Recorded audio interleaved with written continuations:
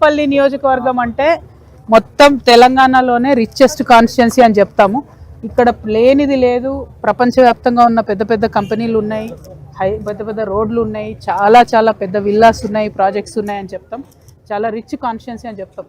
కానీ దీపం కిందనే నీడ ఉన్నట్టు ఆ రిచ్ బంగ్లాల పక్కలనే బస్తీలు ఉన్నాయి. బస్తీలలో అనేక మంది పేదవాళ్ళు ఉన్నారు. మరి పేదవాళ్ళను కనీసం పట్టించుకున్నటువంటి పరిస్థితి గత 2 సంవత్సరాలుగా మనం చూస్తూ ఉన్నాం.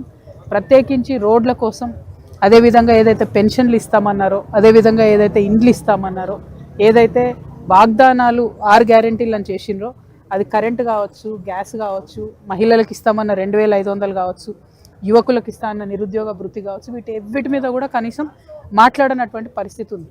సరే, అవి మీరు చేయలేరు, మిమ్మల్ని ఎవరు నమ్ముతలేడు, ఒక్కొక్క రూపాయి అప్పిస్తలేరు అని చెప్తున్నారు కాబట్టి అది వేరే విషయం. కానీ మరి ఇక్కడ రోడ్లు ఎందుకు బాగలేవు? నిన్న మొన్నటి దాకా మంచిగా వచ్చిన మంచినీళ్ళు ఇవాళ ఎందుకు మంచిగా వస్తలేవు? కనీసం మంచినీళ్ళు ఎందుకు ఇవ్వలేకపోతా ఉన్నాం? మున్సిపల్ అధికారులు ఇక్కడ స్థానికులు పోయి కంప్లైంట్ చేస్తే ఎందుకు మాట్లాడతలేరు?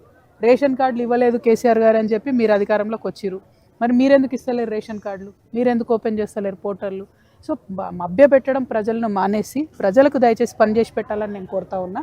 షేర్లింగంపల్లి నియోజకవర్గం అంటే పేరు పెద్ద, పైన పటారం లోన లొటారం అన్నట్టుంది. ఒక పక్క అంతా వెలుగులు జిలుగులు ఉన్నాయి, ఇంకొక పక్క మాత్రం చాలా దారుణమైన కండిషన్స్ ఉన్నాయి.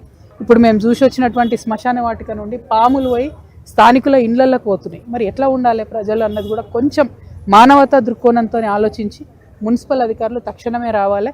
చెత్త తీయడానికి కూడా 100-200 రూపాయలు తీసుకుంటున్నారని చెప్తా ఉన్నారు. ఇది మీకు కరెక్ట్ కాదు. హైదరాబాద్ అంటే అంతర్జాతీయ స్థాయిలో పేరున్న నగరం. ఈ నగరం బాగుండాలంటే నగర ప్రజలు బాగుండాలన్న విషయాన్ని దయచేసి గుర్తుపెట్టుకొని షేర్లింగంపల్లి ఎమ్మెల్యే గారు ఈ సమస్యల మీద దృష్టి పెట్టాలి, ముఖ్యమంత్రి గారు దృష్టి పెట్టాలి. అన్నిటికన్నా ముఖ్యం కార్పొరేటర్ గారు వచ్చి ఫస్ట్ ఈ గల్లీ చూడాలి. చూసినట్టయితే సమస్య పరిష్కారానికి ముందుంటుంది. తెలంగాణ జాగృతి తరఫున మేము ఈ బస్తీ వాసులతో నిలబడతాం. వారికి ఉన్న సమస్యలు మేము వారి పక్షాన మున్సిపల్ ఆఫీసులకు ఒక్కసారి బదులు 10 సార్లు తిరుగుతాం. కానీ ఈ సమస్యలు పరిష్కరించేటటువంటి ప్రయత్నం మేమందరం కూడా చేస్తాం. Thank you. జై తెలంగాణ.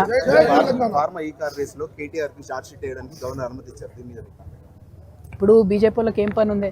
వాళ్ళ మీద కేసులు పెట్టాలా, వీళ్ళ మీద కేసులు పెట్టాలి తప్పితే ఇంకో పని లేదు వాళ్ళకి. కాంగ్రెస్ వాళ్ళకి ఏం పని ఉంది? సంక్షేమ పథకాలు ఏం చేయలేరు, వచ్చి బస్తీలలో ముఖం చూపించుకునే పరిస్థితి లేదు. కాబట్టి ప్రతిపక్ష నాయకుల మీద కేసులు పెట్టాలనే ఆలోచన చేస్తూ ఉన్నారు. సో అల్టిమేట్గా ప్రజలు గమనిస్తారు ఎవరి మీద ఏమవుతుంది ఏంది అన్నది. చట్టం అనేది ఒకటి ఉంది, కోర్టు న్యాయ వ్యవస్థ కూడా ఈ దేశంలో ఉంది. కాబట్టి ఎట్లా జరుగుతుంది, ఏం ప్రూఫ్ వస్తుంది అన్నది తర్వాత చూద్దాం. కానీ ఈ దేశంలో మాత్రం కక్షపూరితమైన రాజకీయాలు జరుగుతున్నాయి అనడానికి ఈ రాష్ట్రంలోనే అనేక ఉదాహరణలు ఉన్నాయి. నేను నంబర్ 1, ఇప్పుడు మిగతా వాళ్ళంతా నంబర్ 2, 3, 4. Thank you. జై తెలంగాణ. మేడం ఒక్క నిమిషం మేము చెప్పొచ్చా? మైక్ పెట్టండి, నేను మైక్